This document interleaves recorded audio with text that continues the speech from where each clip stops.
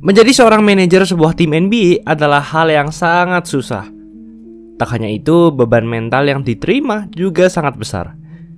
Bila sebuah tim gagal di sebuah musim, mereka yang dihujat. Tapi ketika tim itu juara, tak selalu general manager mendapatkan apresiasi yang sebanding dengan apa yang dilakukannya. Mereka dituntut harus punya otak yang super jenius dan bisa menerawang masa depan.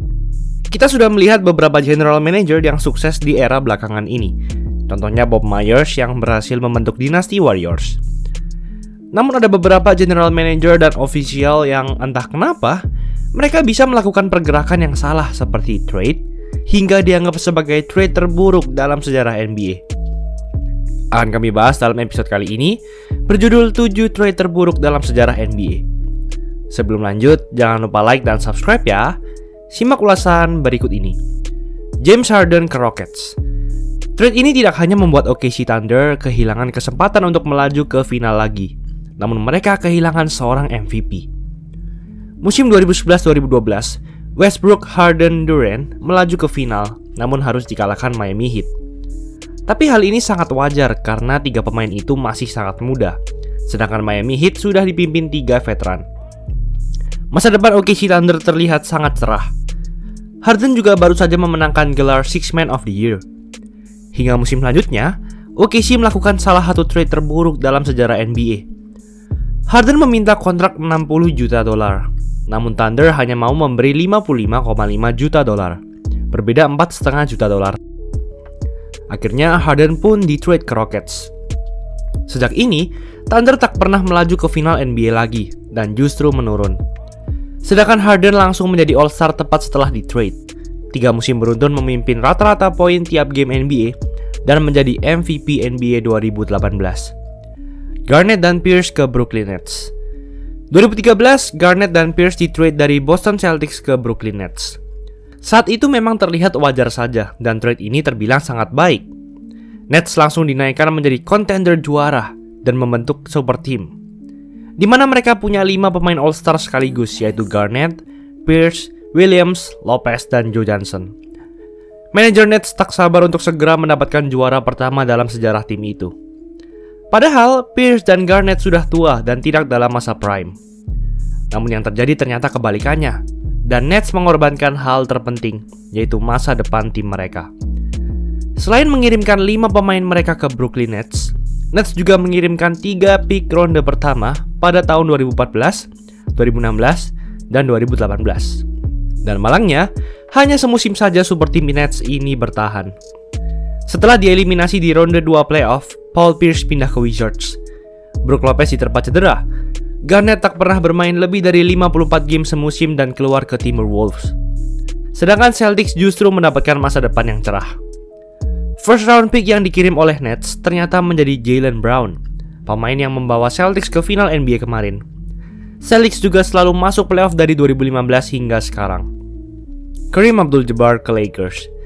Sebelum bermain di Lakers, Kareem bermain di Milwaukee Bucks, tim pertamanya. Dan di tim tersebut, sudah sangat terlihat bahwa Kareem adalah pemain yang sangat hebat. Pemain dengan talenta sepertinya tidak akan datang dalam waktu yang singkat. Dalam 6 musimnya bersama Bucks, ia membawa Bucks juara untuk pertama kali dalam sejarah, menjadi 3 kali MVP dan 1 kali Finals MVP. Namun pada 1975, setelah bintang Oscar Robertson pensiun, Bucks hancur dan Kareem meminta di-trade dari Bucks. Bucks pun akhirnya men-trade Kareem ke Lakers. Namun paket pemain yang didapatkan Bucks lah yang membuat trade ini sangat buruk.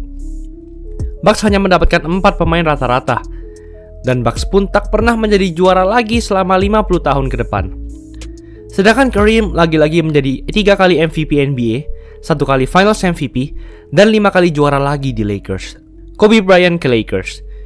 Kalian tentu tahu bahwa sebenarnya Kobe Bryant di-draft oleh Charlotte Hornets pada 1996, bukan oleh Lakers.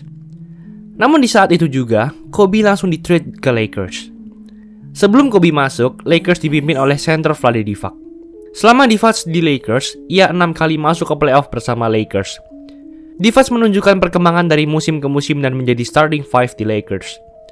Dan pada 1996, Hornets membutuhkan amunisi center tambahan untuk bisa bersaing di playoff. Namun Hornets justru mendapatkan seorang guard di NBA draft, padahal mereka butuhnya center. Pemilik Hornets pun berkata bahwa mereka tak butuh Kobe, seorang guard yang masih 17 tahun saat itu.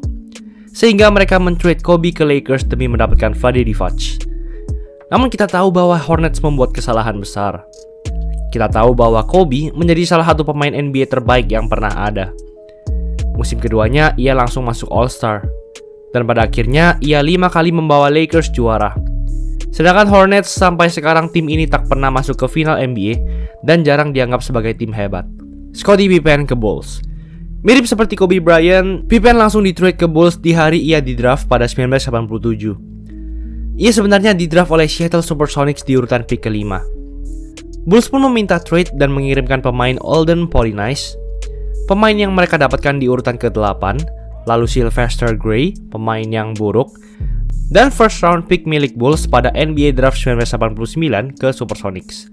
Sedangkan Bulls mendapatkan Scottie Pippen dan first round pick milik Supersonics juga pada NBA Draft 1989. Malangnya, 3 pemain yang dikirim Bulls ke Sonics ini semuanya buruk. Paling baik adalah Olden Polynice yang hanya menjadi pemain cadangan dan sangat jauh bila dibandingkan Scottie Pippen. Pippen berkembang menjadi All-Star dan membentuk salah satu duet terhebat dalam sejarah bersama Michael Jordan, membentuk dinasti Bulls era 90-an yang totalnya mendapatkan 6 kali juara NBA. Tak hanya Pippen, namun first round pick milik Supersonics pada 1989 yang didapatkan Bulls tadi juga menjadi B.J. Armstrong, starting 5-point guard Bulls yang berperan penting dalam 3 juara pertama Bulls. Dirk Nowitzki ke Mavericks. Nowitzki juga masih sama, di mana ia di-trade ke Mavericks di hari ia di-draft pada 1998. Ia awalnya di-draft oleh Milwaukee Bucks di urutan pick ke-9. Di era itu, pemain tinggi dengan gaya bermain seperti Nowitzki masih dianggap aneh. Pemain tinggi seharusnya bermain post play dan fokus mencetak poin di bawah ring. Namun Nowitzki berbeda, di mana ia adalah seorang big man yang suka menembak dari jauh. Karena itu, Nowitzki di-trade oleh Bucks demi mendapatkan Robert Traylor, yang di-pick di urutan ke-6 di angkatan yang sama dengan Nowitzki. Saat itu memang terlihat Traylor lebih atletis dan keras saat bermain, dan lebih cocok dengan gaya permainan NBA saat itu. Namun yang dilakukan Bucks ternyata adalah suatu kesalahan besar. Memang di musim pertama, Nowitzki struggling dan bermain buruk.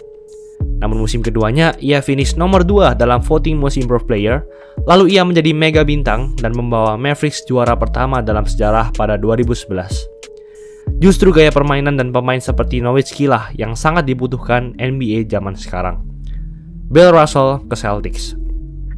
Yang ini adalah yang terparah, karena trade ini bahkan membuat sebuah tim kehilangan 11 juara NBA.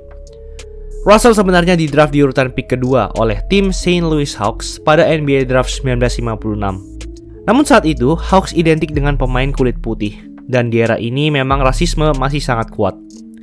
Sehingga mereka ingin mengeluarkan Bill Russell yang berkulit hitam. Padahal Russell baru saja 2 kali menjadi juara NCAA. Tak hanya bisa offense, namun kemampuan rebound dan defense-nya sangat hebat. Hawks juga sedang mencari seorang guard.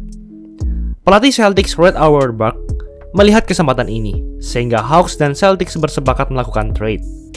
Celtics mengirim bintangnya Ed Macauley serta Cliff Hagan ke Hawks, yang keduanya berkulit putih demi mendapatkan Bill Russell. Sebenarnya, Macauley dan Hagan juga adalah pemain bintang. Namun hal itu jauh tidak sebanding dengan 11 juara NBA yang didapatkan Russell untuk Celtics. Itulah ulasan mengenai episode kali ini. Yo guys, buat kalian yang mau cari-cari jersey basket, langsung aja cek sosmed @easysportswear. Tersedia di Shopee, Instagram, dan Tokopedia. Kuy, buruan diserbu! Jangan lupa like, komen, dan subscribe agar channel ini bisa berkembang dan menghasilkan video menarik lainnya. Thanks for watching, I'll see you in the next video.